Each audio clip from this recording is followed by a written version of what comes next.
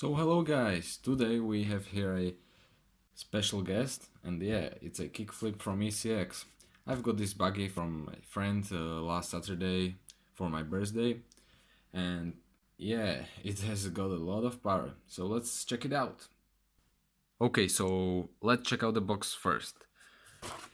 Here on the front we can see it's a kickflip, 1/36th scale, two-wheel drive buggy.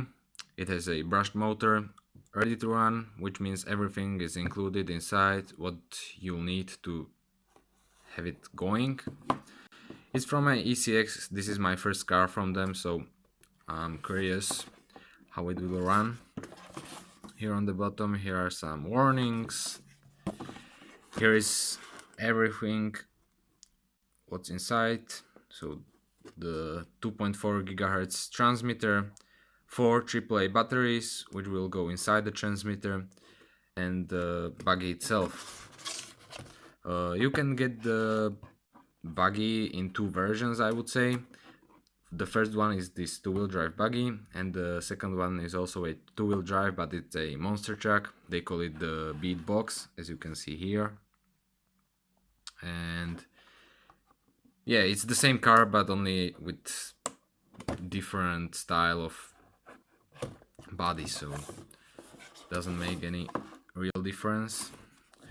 So okay, so that was the box. Let's now move on what's inside the box. Next, let's see what's the paperwork about. So I can see here 3 papers in total. There is a advertisement from Horizon Hobby, nice to see. Here is another paper from the, oh, it's warranty, service and compliance information. I won't read that, no matter what. And here are the instructions. Yeah, instructions how to get your car started. Wait a minute. So first of all, you need to insert the included batteries inside your transmitter. Then plug it to your car so it gets charged up. Then it shows how to start the car itself and few other things like the trim, the 2 modes that are available. It's just for the people who are getting started with RC and don't know anything about this. But okay, now let's take a closer look at the transmitter. So here's the transmitter itself. It's a pretty small transmitter. It's probably made for the kid's hand, but I'm fine with that. Here is the battery tray or box or whatever you want to call it. Here's the lid for it. I already unscrewed it before the video, so I will insert the batteries.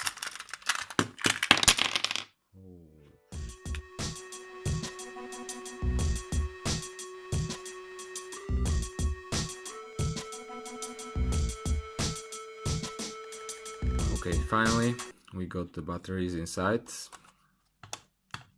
Just use the normal screwdriver. Okay, so here on the top you can see there are 2 buttons, I would say. One is the pair button, but the car comes paired up from the box, so just in case. Then the second switch is for the on setting and the charging setting. The charging setting is used when you use this cable to charge up your car. It will shine green when it's charging the car, and after it's done it will shut down, so there won't be any light seen. In the front we can see there are 2 modes, fast and slow, just a normal switch, the throttle itself, and the trim for the throttle.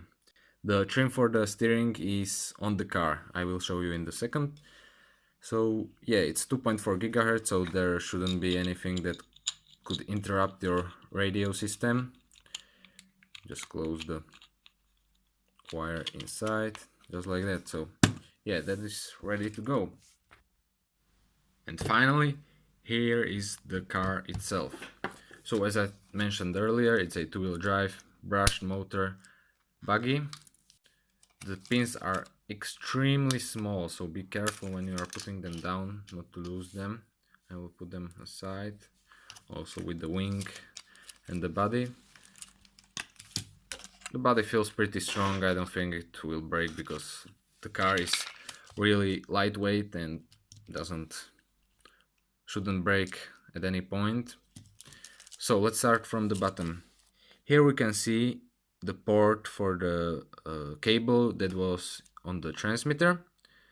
Here is a on-off switch. When you are charging, don't forget to put the car into off position because it won't charge otherwise.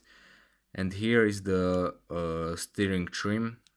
It isn't precise, it doesn't work very well, but it makes its job, I would say. So at the top we can see there is a small red LED. Now it's blinking, it's searching for a radio, but my radio is turned off, so it won't find any. Here is the pair button. Focus. Okay, there it is. If you would like to pair your radio with your car, a small antenna, just fine.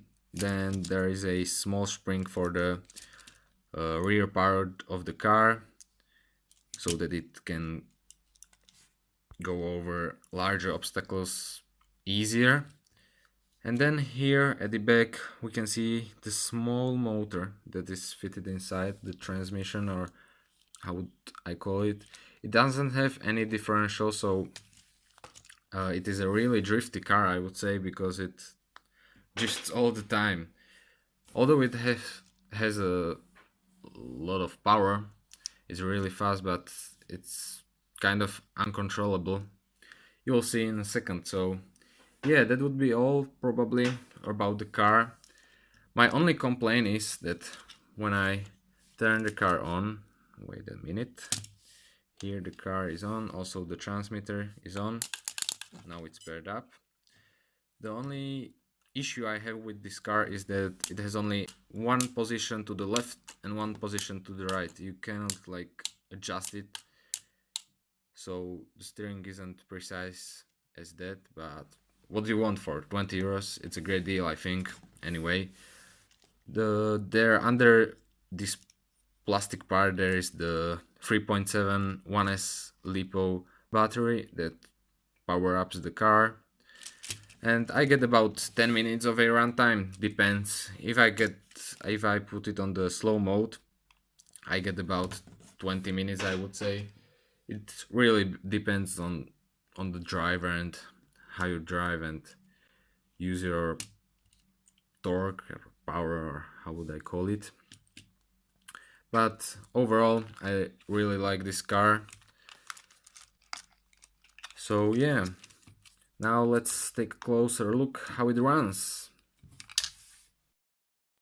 After 1 hour of driving this car around, I realized that it has way more power than it should.